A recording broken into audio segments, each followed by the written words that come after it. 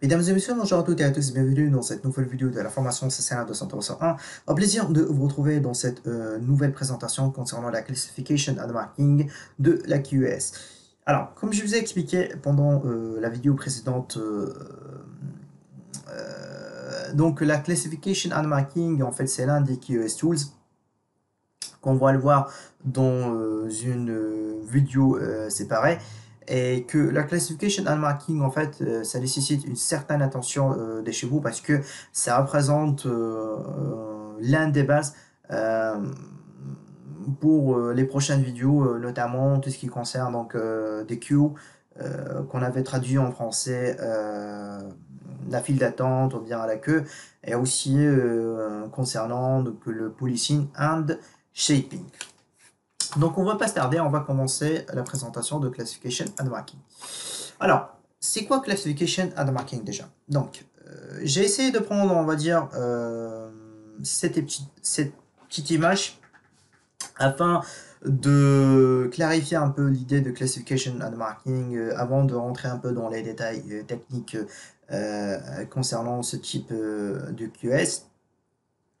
Alors, ce qui va arriver, c'est qu'avec le Classification and Marking, admettons en fait que votre métier, vous êtes en fait un livreur. Là, je passe un petit coucou pour tous les livreurs et pour tous les anciens livreurs qui regardent cette vidéo. Là, je vous dis merci beaucoup pour tout ce que vous faites pour nous. Alors, ce qui se passe aujourd'hui, c'est que lorsqu'en fait vous travaillez en tant que livreur, vous avez l'accès à un stock. Et lorsque vous avez l'accès à un stock, voilà, admettons que ce stock-là, les cartons, ils sont, on va dire, classés de cette manière. Comme vous pouvez constater, c'est un peu le bordel dans tous les sens. Que j'ai plusieurs cartons dans tous les sens, et il faut en fait que je livre à mes clients le plus tôt possible. Dans ce cas-là,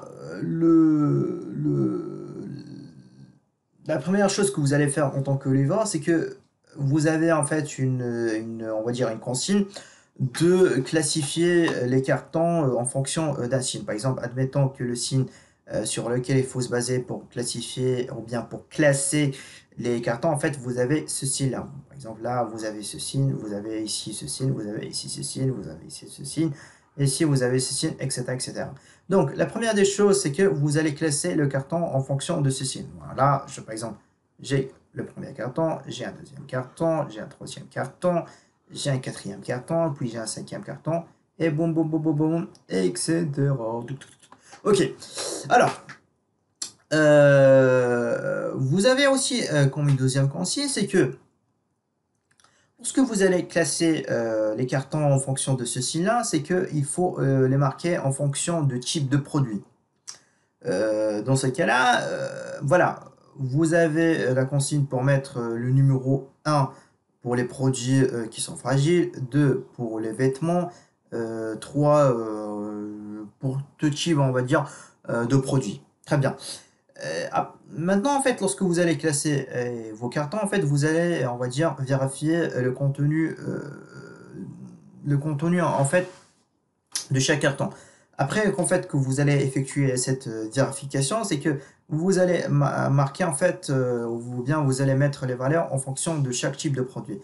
Et comme je vous ai dit, c'est que par exemple le numéro 1, c'est pour les produits fragiles. Par exemple là, j'ai le numéro 1, c'est parce que c'est un carton qui contient un produit fragile, et 1 ici en fait pour un produit fragile, 1 ici par exemple c'est un produit fragile. Et si dans le deuxième carton en fait vous avez des vêtements, donc 2, et si en fait vous avez 3, on va dire, parce qu'en fait il y a ici des chaussures. Très bien.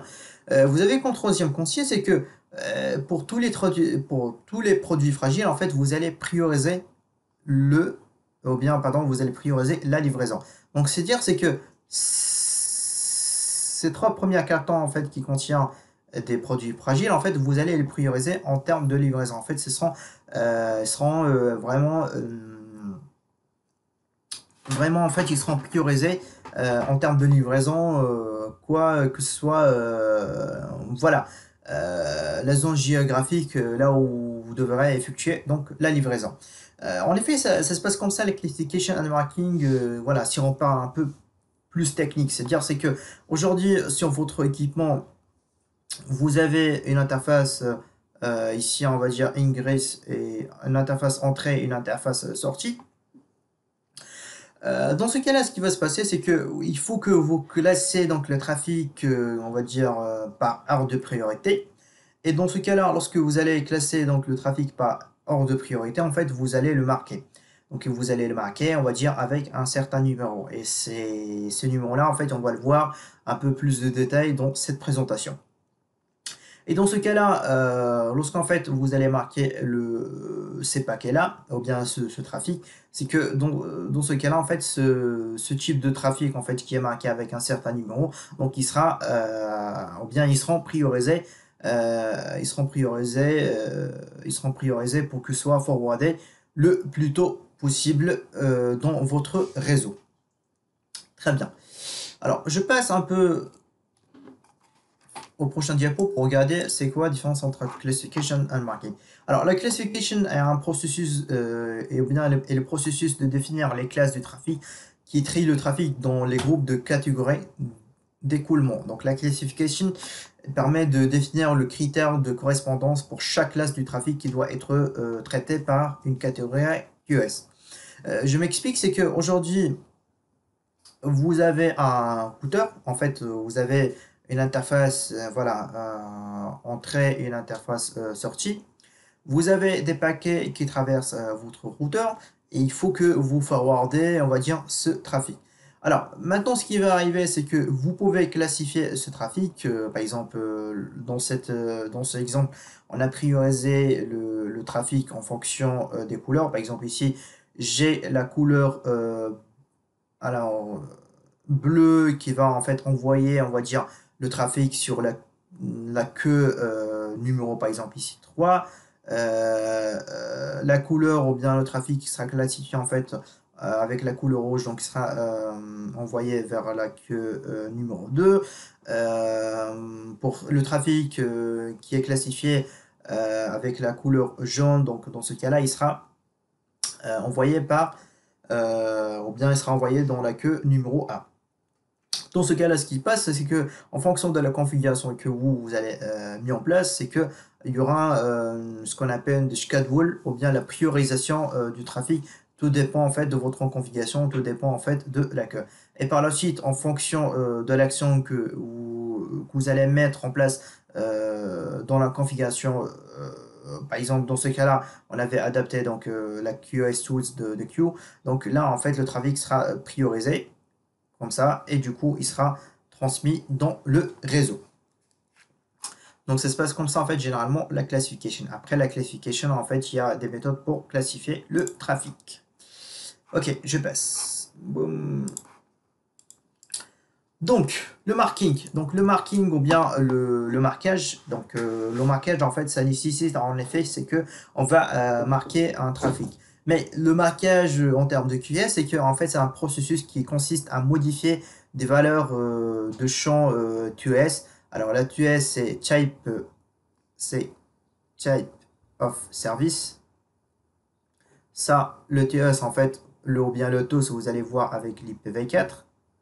Et le traffic class, c'est en fait avec de l'IPv6. Alors dans ce cas-là, pour entrer un peu dans les détails avec le marking, c'est que en fait, pourquoi en fait on utilise le marking et pourquoi en fait on n'utilise pas la classification? Ou bien pourquoi en fait le marking c'est complémentaire de classification? L'inconvénient avec la classification, c'est que si en fait moi je commence en fait à classer chaque trafic au niveau de chaque équipement avec des différentes méthodes que je vais vous parler dans les prochains diapos, c'est que la classification ça va consommer des ressources sur mon équipement. C'est pour cette raison, voilà, j'utilise en fait le marquage. Parce que aujourd'hui, si en fait moi je vais classer, par exemple, on va revenir sur l'exemple des cartons.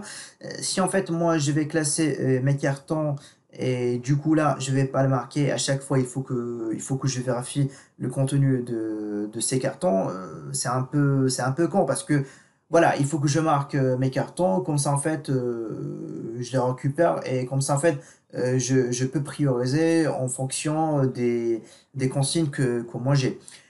Donc c'est pour ça en fait on utilise le marking. Donc le marking dans ce cas-là, après donc la classification, on fait directement un marquage. Cela veut dire c'est que, alors on prend par exemple cet exemple, c'est que j'ai un paquet qu'il faut qui traverse mes équipements réseau.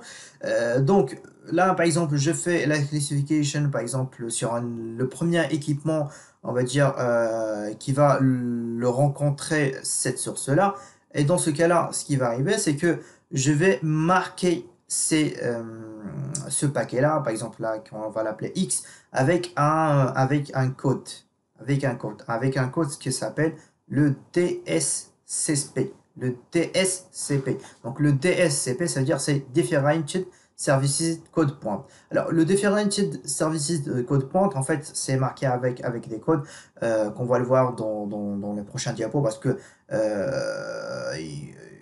il y en a quelques-uns, et chaque en fait code, donc en fait il est utilisé dans un contexte. Et par la suite, lorsqu'en fait moi je vais marquer donc mes paquets, par exemple le paquet X avec une certaine valeur du DSCP, donc dans ce cas-là, je vais pouvoir le mettre dans un certain classe. Et par exemple, dans chaque certain classe, en fait, on va prioriser le trafic, tout dépend des classes. Ok? Donc, juste pour refaire un petit résumé, c'est que le marquage, en fait, ou bien le marking, c'est que moi, je vais faire, en fait, le marquage.